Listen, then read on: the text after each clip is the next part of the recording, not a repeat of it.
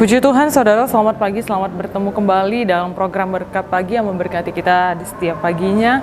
Sebelum saudara kita memulai segala aktivitas kita, mari hari ini kita mau sama-sama diberkati lewat kebenaran firman Tuhan. Kita tahu bersama saudara bahwa dari kecil, dari zaman kita sekolah minggu, sebagai orang-orang Kristen yang sudah terbiasa kita ke gereja, kita ikut sekolah minggu sewaktu kecil, kita selalu diajar tentang buah-buah roh. Bahkan kita menghafalnya dan didorong oleh firman Tuhan untuk senantiasa hidup sesuai dengan buah-buah roh. Namun saudara, ternyata ajaran tentang firman Tuhan tidak hanya sampai di situ saja. Melainkan firman Tuhan juga mendorong kita untuk hidup dengan memperoleh karunia-karunia roh. Buah roh dan karunia roh adalah dua hal yang berbeda. Buah roh itu adalah karakter yang harus kita miliki sebagai orang percaya, sebagai umat-umat Tuhan.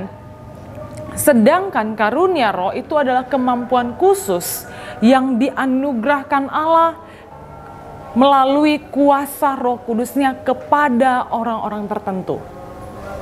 Nah, seperti 9 buah roh, demikian pula dengan 9 karunia roh. Saudara boleh baca nanti dalam 1 Korintus 12 ayat 7-11. Di sana ada dijelaskan bagaimana 9 buah roh, saudara. 9 karunia roh maksud saya. Roh Kudus dan karunia roh adalah juga dua hal yang berbeda. Roh Kudus itu pribadi, sedangkan karunia roh adalah hak istimewa yang diberikan Allah melalui kuasa Roh Kudusnya. Jadi Roh Kudus itu pribadi, karunia Roh Kudus itu adalah hak istimewa. Ibarat seorang manajer, saudara, tapi nggak punya wewenang apa-apa sehingga jabatan itu tidak dimanfaatkan secara utuh. Jadi di sini saya mau katakan bahwa karunia Roh Kudus itu sangat-sangat penting. Lalu apa kata Alkitab tentang karunia roh? Mari kita mau buka Alkitab kita 1 Korintus 14. Kita mau lihat saja ayat yang pertama sampai ayatnya yang ketiga. Di sana Paulus berbicara tentang karunia-karunia roh juga, saudara. 1 Korintus 14 ayat 1 sampai yang ketiga saja kita baca.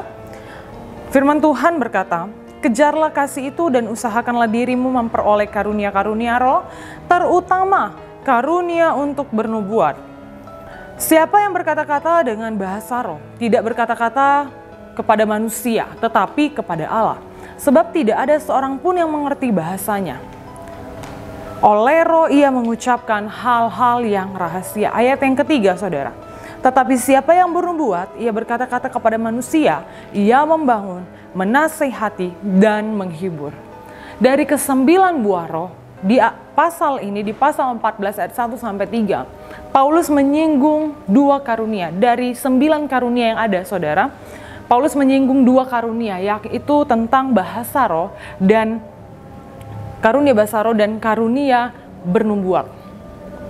Nah, dalam ke-9 karunia-karunia roh, saudara, salah satunya adalah bahasa roh yang sudah saya katakan tadi.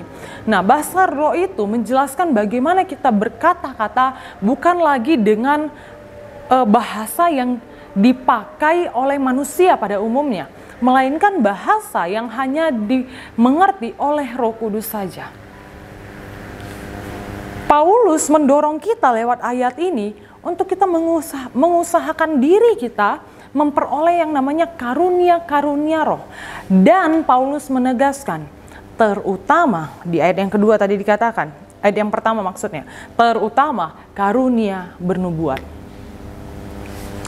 Karunia bahasa roh itu baik, saudara, tapi juga yang tidak kalah penting ialah karunia di mana seseorang mendapatkan kemampuan khusus dari Roh Kudus untuk menyampaikan pesan secara lisan dari Allah langsung kepada jemaat yang disebut dengan karunia bernubuat.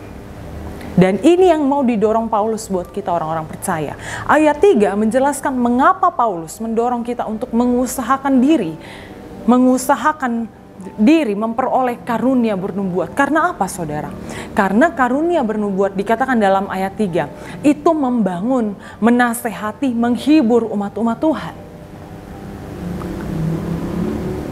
Sedangkan karunia bahasa roh itu hanya membangun diri sendiri saja. Kecuali ada orang yang bisa menafsirkan bahasa roh tersebut. Karena tidak ada orang biasa yang bisa mengerti bahasa roh. Karena seperti yang saya katakan tadi, bahasa roh ialah kita berkata-kata. Saat seseorang diberi kemampuan berkata-kata bukan dengan bahasa yang dimengerti oleh manusia pada umumnya. Tapi bahasa yang hanya dimengerti oleh Roh Kudus dan oleh orang yang diberikan karunia menafsirkan bahasa roh. Lalu saudara, apa tujuan karunia roh? 1 Korintus 12 ayat 6-7. Saudara boleh buka 1 Korintus 12 ayat 6-7. Saya tidak bacakan lagi, saudara boleh lihat Alkitab masing-masing. Apa tujuan karunia-karunia roh saudara? Yaitu untuk kita melakukan berbagai-bagai perbuatan ajaib untuk kepentingan bersama. Untuk kepentingan bersama, bukan untuk kepentingan diri kita sendiri. Saat kita peroleh karunia-karunia roh, kita bekerja, kita melakukan perbuatan-perbuatan ajaib, bukan untuk kepentingan diri kita, melainkan dikatakan untuk kepentingan bersama.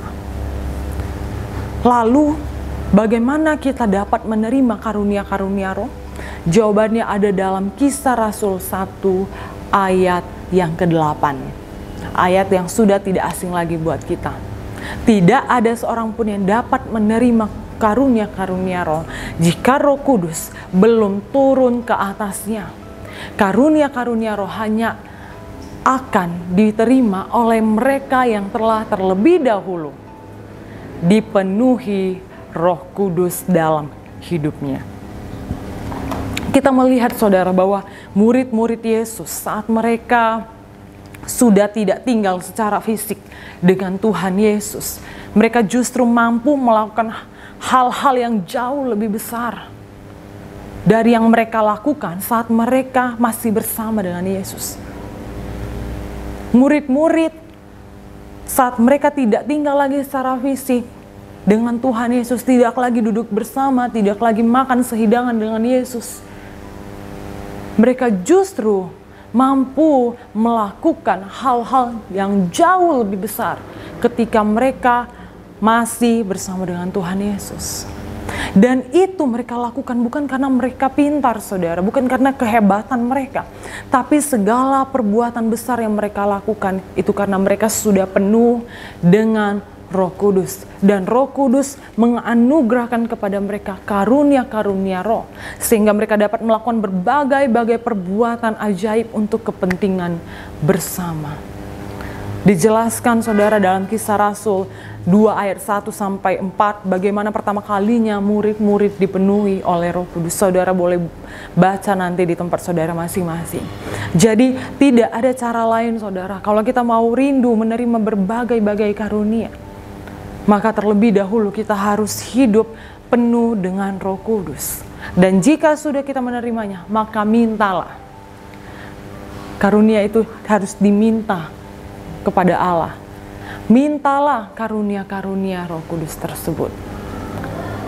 Biarlah firman Tuhan pada pagi hari ini boleh kembali memberikan pengajaran lagi kepada kita, bahwa tidak cukup kita hanya memiliki karakter sesuai dengan buah-buah roh yang sudah diajarkan kepada kita sedari kecil, tapi mari kita mau terus berkembang. Iman kita, kekristenan kita harus terus berkembang hari demi hari, harus terus mau berkembang saudara. Saatnya kita hidup dipenuhi oleh Roh Kudus di hari-hari ini saudara. Dan saat kita sudah dipenuhi oleh Roh Kudus, maka mintalah karunia Roh Kudus. Sehingga apa? Sehingga kita boleh melakukan perbuatan-perbuatan ajaib Tuhan untuk kepentingan bersama dan untuk memuliakan Tuhan. Demikian firman Tuhan pada pagi hari ini. Biarlah boleh kembali memberkati kita semua. Immanuel, Allah beserta kita. Kami perlu Kau Tuhan.